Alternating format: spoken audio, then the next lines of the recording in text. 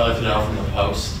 You had a fantastic day shooting the ball. Obviously, how were you able to do it? Just getting in the work after practice, staying late, getting up extra shots. Just focusing kind of on catching it in rhythm, as well as just making sure I'm not taking a bad shot compared to like if someone else had a better shot. So. Jaya McClure, Bailey, Jay, thank you guys so much for your time. Going up against Ohio State, now Syracuse, some really big opponents early on in the year.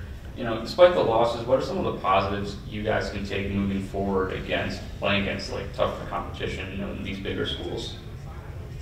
I mean, we definitely have been growing together with just staying in the game, staying disciplined. And I feel like playing against these teams definitely gets us better on defense for other teams. Aiden Crowder, WAB. Bailey, did it feel different at all going through warm-ups today? Were you feeling it a little bit? No, I don't really know what happened. It felt like another normal day, another normal warm-up, so I really don't know. Logan, I'm just the Post. Bailey, that 7-3 that you hit, the step back from the left wing, I believe. What was going through your head on that play? Honestly, there's really nothing ever running through my mind.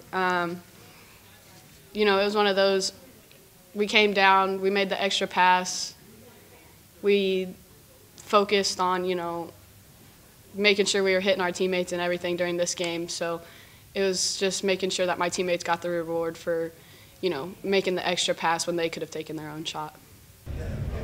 Obviously, Syracuse put a lot of pressure on you guys. Jaya, for you, how do you feel like your team and you specifically handled that pressure?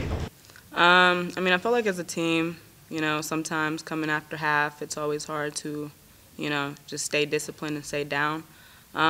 Personally, I felt like I did a good job handling the pressure. We just have to stay disciplined. We're young, so as the season grows, we're gonna get better. Syracuse it felt like they were kind of pulling you guys into the middle of the floor. How were you able to handle the pressure down there? Had 9 assists this game. What were you kind of seeing? Honestly, I love getting in the middle. I see everyone. I like making the extra passes. So if teams force us middle, that's what I like. Logan Hunt from the Post. Coach, you finished the game first half, second half, not the same score. What was kind of the difference there between the two halves? Logan, I appreciate your honesty. I think we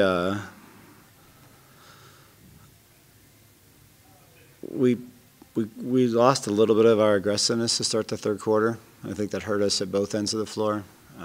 We didn't seem to have an answer for them defensively the whole night, but offensively we got some things going in the first half, and then towards the end of the third quarter and into the fourth quarter, I thought we did some nice things. But I thought we did a really nice job of moving the ball in the first quarter, or the first half, I should say, and we just didn't quite make those same reads. That we were a little bit passive, but I think that's probably the biggest difference in the two halves.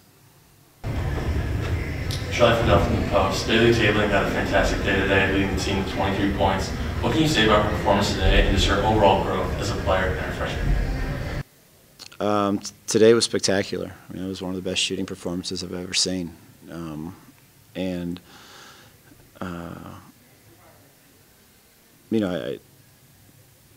She works really hard.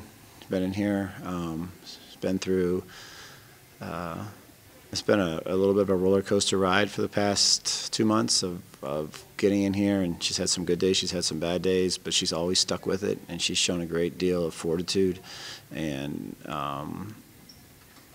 really passion for her work. She spends a lot of time shooting, and that probably sounds simplistic, but it's true. She spends a lot of time working on her craft, and she does it very well. Coach Jaya McClure, WAB, thanks so much for your time.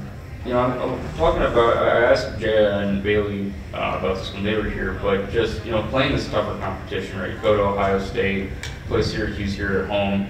From a coaching perspective, what are some of the positives that you can take as you continue on the season, playing against this elite type of competition? You know who you are. I mean, you don't, when you're playing against that level of competition and that sort of athletes that they put out there, you can't hide your weaknesses. Your weaknesses get exposed. And at the same time, your strengths also get exposed. So if you're good at something, you'll be good at it, and you'll do it well and you'll get the feeling, you'll get the sense that things that we did well this week, we should be able to do well any week of the season. And then things that we didn't do well, schematically, we weren't able to cover up with our athleticism. So now you know what you're not good at. And we got 8 days before we play Indiana State. It's kind of the first break in the schedule where we haven't had a game to prepare for, in 2 or 3 days. So we'll have them a couple of days off on Monday and Tuesday. And then as finals kind of slow down, looking forward to some good old-fashioned practices where you can really try to fix things before you get into the holidays. And then once you get to Christmas, the season's right around the corner. So, it's a good gauge for us to see what truly works. In crowd with WAB, Coach, struggle inside, especially on defense. Just what can you do to correct that, or what can be changed in order to help the interior defense? We certainly have to figure out a way to be a better rebounding team. I mean, I don't know. I don't have that answer right now. I wish I did. I think that's something that we've talked about this week with the staff and trying to figure out what we can do, how we can practice being a better rebounding team, I think is what our challenge is going to be over the next couple of days, so that we come into practice on Tuesday, that our staff has a good plan for our players. That's certainly a weakness of ours. That's certainly been exposed the last 2 days, and before that. But it really got exposed today, where I thought we had some nice possessions, but unfortunately they got an offensive rebound, stick back, and all that hard work went for nothing. We have to figure out a way to not let that happen, and I think that'll be the task of my staff and I, over tomorrow and Monday, so that we can come in Tuesday and have a good day and try to fix that. Peyton Geis had the chance to make her Convo debut this season. Did you have any conversations with her, and what was she kind of feeling just to get back out there on the court?